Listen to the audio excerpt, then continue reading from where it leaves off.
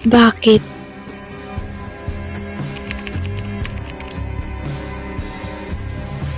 Unang araw, habang ako'y papasok, sinubukan ko silang kausapin, ngunit ako ay nabigo. Akala ko magiging kaibigan ko sila, ngunit iba pala ang tingin nila sa akin, katawa-tawa at basura. Ano pangalan nyo? Ano pangalan nyo?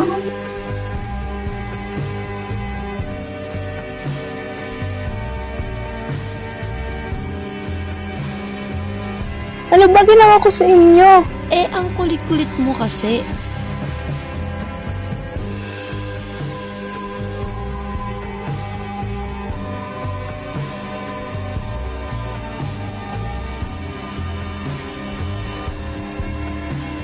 Pangalawang araw, binuksan ko ang aking payong dahil mainit ang panahon. Ngunit sa hindi inaasahan, nakasalubong ko sila at kinuha nila ang aking payong at saka itinapon at pinagpasapasahan nila ako na parang bola. Pangatlong araw, habang ako'y paakyat sa itaas para magpahangin, bigla ko silang nakita nakaabang sa akin sa itaas.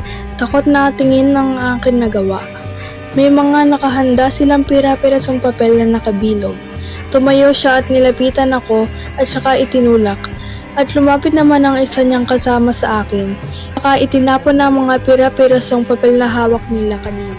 Ikatlong araw ng hapon. Bakit nila ako ginaganto?